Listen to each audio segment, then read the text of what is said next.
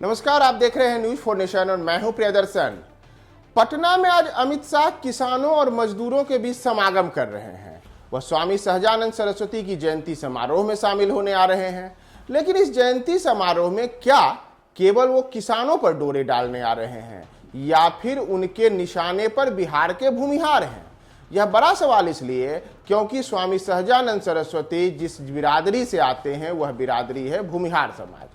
तो ऐसे में अमित शाह का अचानक से स्वामी सहजानंद सरस्वती के लिए प्यार उमड़ना, उनके सम्मान में उनकी जयंती समारोह में शामिल होना कोई न कोई सियासी खिचड़ी पकने की ओर तो इशारा करता ही है।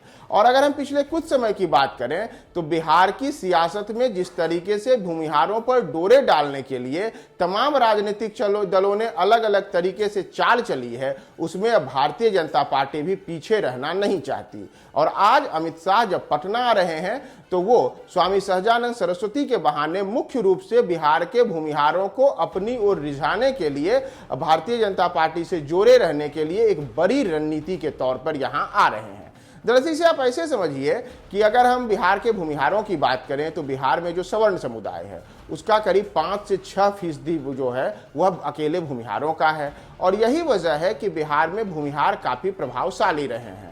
इतना ही नहीं, जमीनी स्तर पर जो सामाजिक समरसता की बात होती है उसमें भूमिहार समाज का अलग अलग समुदायों के वोट बैंक को भी प्रभावित करने का लंबा इतिहास रहा है। और यह बात भारतीय जनता पार्टी से भी छिपी हुई नहीं है। इसका सीधा असर पिछले वर्ष ही जब बोचहां में विधानसभा का उपचुनाव हुआ था तो उस दौरान देखने को मिला था। कहा गया था कि बोचहां के भूमिहार भाजपा से नाराज थे और इसका बड़ा खामियाजा बोचहां में भाजपा को उठाना भी पड़ा था। उस समय बोचहां का जो विधानसभा का उपचुनाव हुआ था उसमें भूमिहारों की नाराजगी खुलकर भाजपा के सामने आई थी और नतीजा हुआ था कि जिस परंपरागत सीट पर भारतीय जनता पार्टी जीत के बड़े बड़े दावे कर रही थी उसे बुरी तरीके से हार का सामना करना पड़ा था और वहां से अमर पासवान ने बड़ी जीत हासिल की, जिसका बड़ा कारण माना गया कि इसके पीछे भूमिहार वोटों का भाजपा से शिफ्ट होकर के और अमर पासवान के समर्थन में यानी कि राजद के ओर जाना रहा। इतना ही नहीं, पिछले वर्ष ही जब मोकामा में विधानसभा का उपचुनाव हुआ तो उस उपचुनाव में भी वहां से राजद उम्मीदवार नीलम देवी ने जीत हासिल की। माना यह जरूर गया कि इस जीत के पीछे बड़ा कारण यह रहा कि नीलम देवी के पति अनंत सिंह एक बाहुबली छवि के नेता हैं और लंबे अरसे से उस क्षेत्र का प्रतिनिधित्व कर रहे हैं। लेकिन यह बात भी सामने आई कि भूमिहारों ने खुलकर के भाजपा का साथ नहीं दिया, जिस वजह से मोकामा सीट भी भाजपा को गंवानी पड़ी। हालांकि इसके बाद भारतीय जनता पार्टी संभली है और भारतीय जनता पार्टी अब नाराज भूमिहारों को अपने पक्ष में एकजुट करने के लिए लगातार प्रयासरत है। इसका एक बड़ा असर कुर्नी के विधानसभा उपचुनाव में दिखा।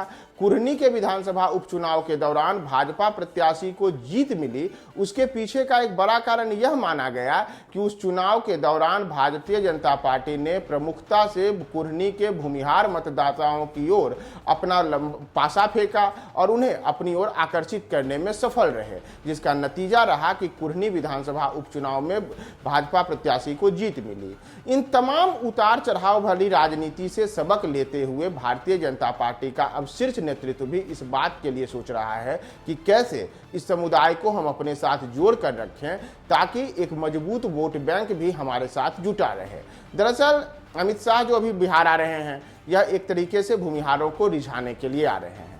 अभी मौजूदा समय में अगर हम भाजपा में भूमिहारों की बात करें तो वर्ष 2020 के विधानसभा चुनाव के दौरान भारतीय जनता पार्टी ने कुल 15 भूमिहार लोगों को उम्मीदवार बनाया था। इतना ही नहीं, मौजूदा समय में जो बिहार विधानसभा है उसके अंदर जो भूमिहार विधायकों की संख्या है वह संख्या 21 है और इसमें बड़ी संख्या में भाजपा के विधायक हैं। इन तमाम चीज़ों से भारतीय जनता पार्टी बिहार के भूमिहारों को एक बड़ा संदेश देना चाहती है कि सबसे ज़्यादा उचित सम्मान हमें आप ही को देते रहे हैं, इसलिए आप हमारे साथ रहें। कहीं आप हमसे अलग होकर के, और जो जिस गठबंधन की बात तेजस्वी यादव ने की थी कि दही चूड़ा यानी कि यादव का दही और भूमिहार का चूड़ा, उस ओर अगर आप जाते हैं तो इससे न केवल आपका नुकसान होगा बल्कि हमारा भी नुकसान होगा। इसीलिए आज अमित शाह जब स्वामी सहजानंद सरस्वती की जयंती के बहाने इस समागम में शामिल हो रहे हैं तो उनके निशाने पर बिहार के भूमिहार रहेंगे। वो उन्हें रिझाने के लिए एक बड़ा पासा खेल सकते हैं और कई ऐसी घोषणाएं कर सकते हैं जिससे इस समाज की नाराजगी दूर हो और इस समाज को लगे कि हाँ, भारतीय जनता पार्टी हमारे साथ मजबूती से खड़ी है। अगर मौजूदा समय में भी आप देखिएगा तो बिहार विधान परिसभा के जो नेता प्रतिपक्ष हैं विजय सिन्हा, वो भूमिहार जाति से आते हैं। इतना ही नहीं, जैसे मैंने आपको बताया कि वर्ष 2020 के चुनाव में 15 भूमिहारों को भाजपा ने टिकट दिया था। तो ये तमाम चीजें ऐसी हैं जो भूमिहारों को रिझाने के लिए हैं, क्योंकि जो सामने वाली पार्टियां हैं वो भी इनसे कमतर नहीं है। जैसे जनता दल यूनाइटेड के जो भी मौजूदा अध्यक्ष ललन सिंह, वो भूमिहार जाति से आते हैं। कांग्रेस के अध्यक्ष हैं अखिलेश सिंह, वो भूमिहार जाति से आते हैं। इतना ही नहीं, जब राजद की ओर से नीतीश मंत्रिमंडल में भूमिहारों को मौका देने की बात आई तो उसमें कार्तिक सिंह को मौका दिया गया था। कार्तिक मास्टर भी भूमिहार जाति से थे। तो ये तमाम चीजें दिखाती हैं कि तमाम दलों के निशाने पे भूमिहार हैं और ऐसे में यह भाजपा के मजबूत वोट बैंक का फिसलना होगा। तो अब अमित शाह आज कितना सफल होते हैं भूमिहारों को मनाने में और भूमिहार समाज को क्या संदेश देके जाते हैं, यह आज के उनके समागम की बैठक से स्पष्ट हो जाएगा। हम तमाम अपडेट्स आपको बताएंगे। आप हमारे साथ बने रहे न्यूज़ 4 नेशन पे।